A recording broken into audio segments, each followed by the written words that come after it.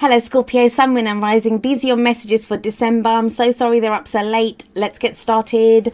So the very first card that I have coming up for you as your underlying energy is the Five of Swords. Okay, probably the most difficult card that comes up in this spread, but it's an underlying energy. So this is, when this card comes up, I mean, it's a 5, right? So 5s, I always call them the agents of chaos. And the reason I say that is I do believe in that, you know, every great change is preceded by chaos. That's when things are all up in the air. That's what gets us to change, to transform, because we don't like the situation or we don't like the energies the way they are. The Five of Swords is kind of a ruthless energy because it's like, it's a victory card, yes, but it's a victory that costs us.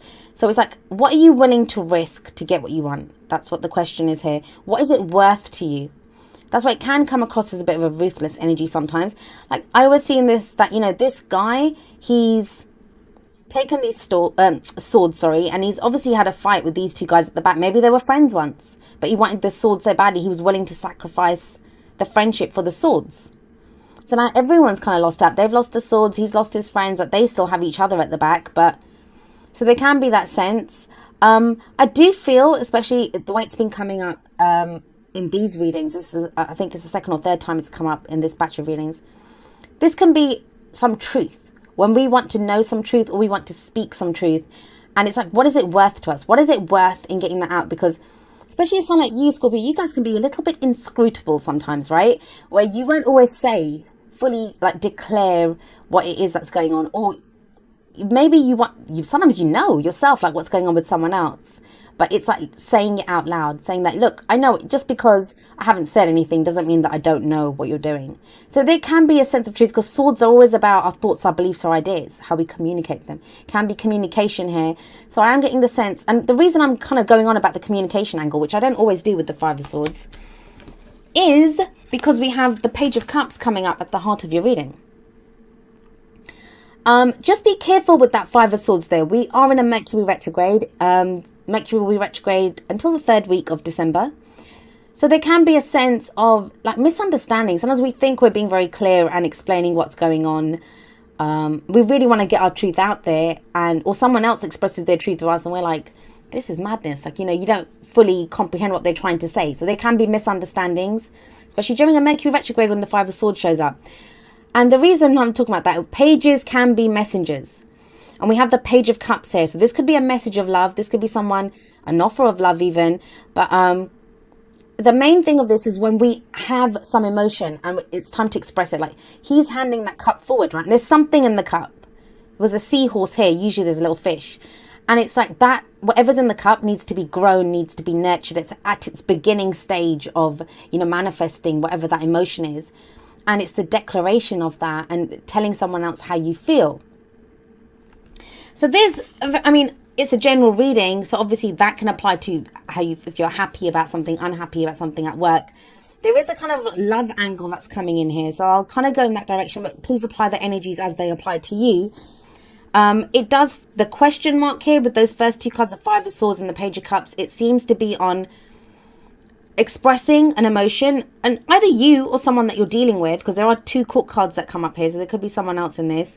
This could be their energies. Expressing how you feel, but what's going to happen from that?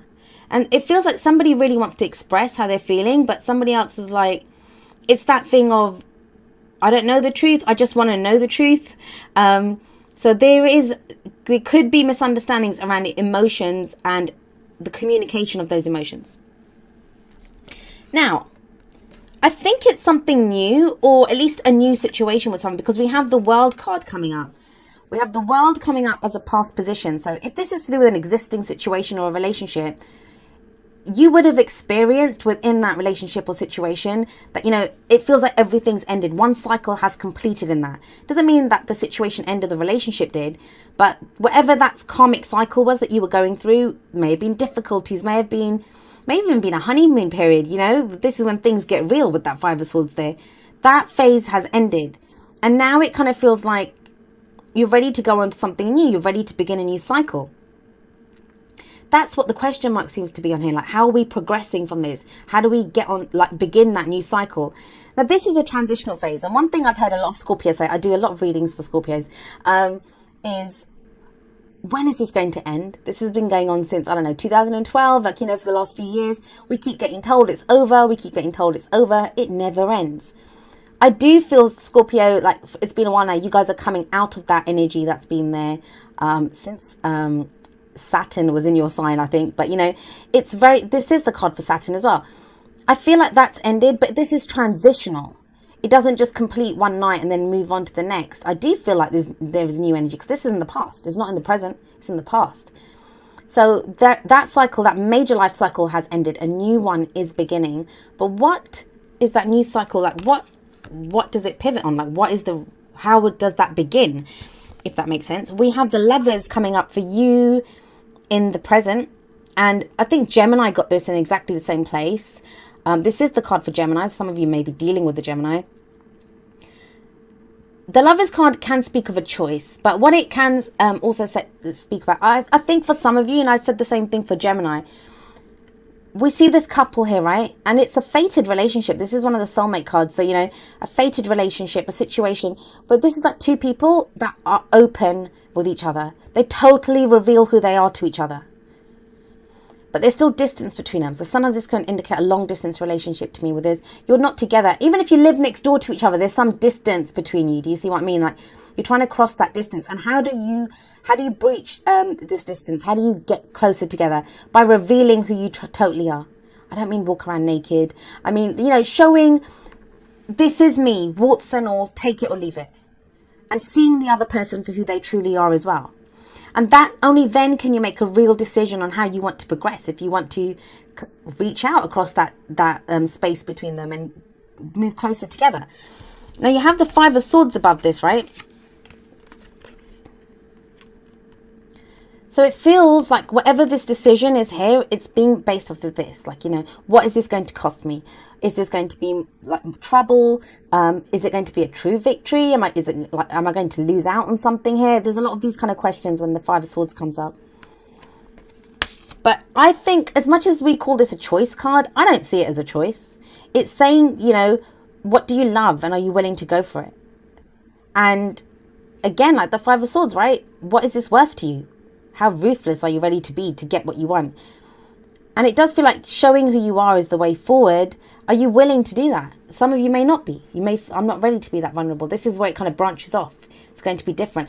This is very clearly, I'm going to just say this, with that Five of Swords, with the Lovers, with the Page of Cups here. This is so much about expressing how you feel to someone. That's what I'm getting here. Or someone saying it to you.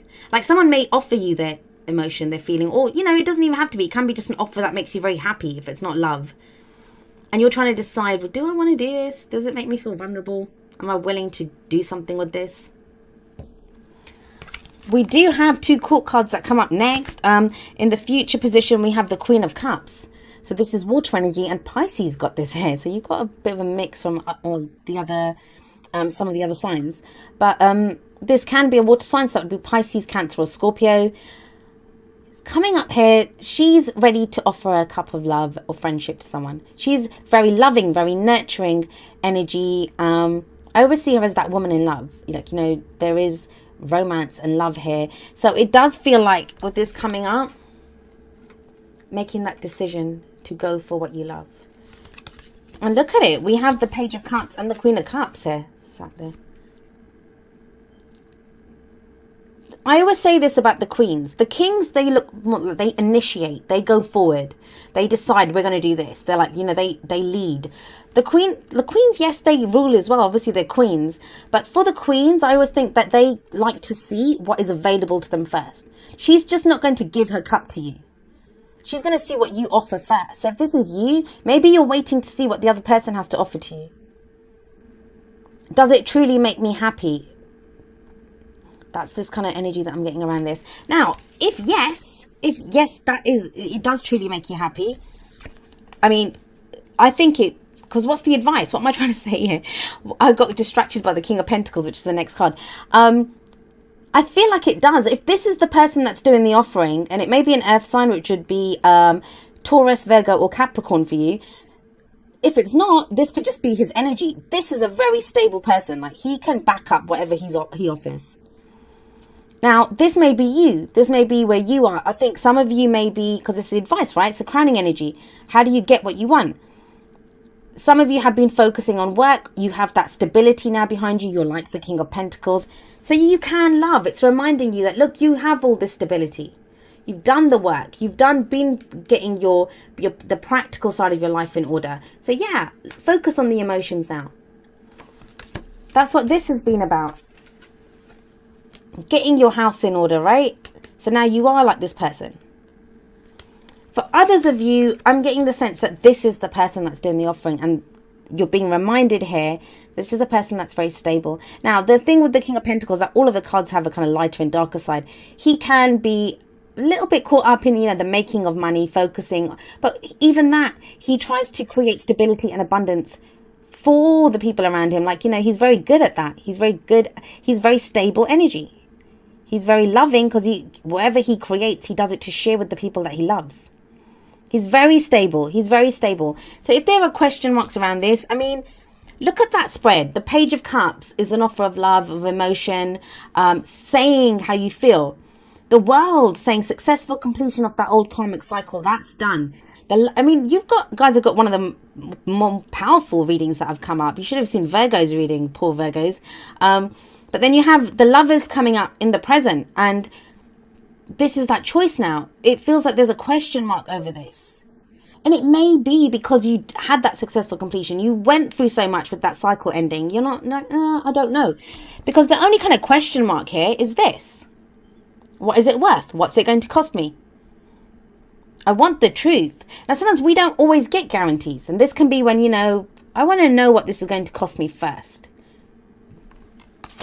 But the thing with these two, with her especially, like, she believes in love. She's that kind of romantic. She goes with love. She knows her emotions. She knows how she feels, and she can express that to other people. And he's very stable. Pentacles are all about stability, security, support, things of value to us, our houses, our jobs, investments, savings, anything that gives us stability in our life. And he's very solid. Look how he sits there. He's very solid in what he offers. So it looks good. Some of you are moving ahead, or you have question marks about your love life.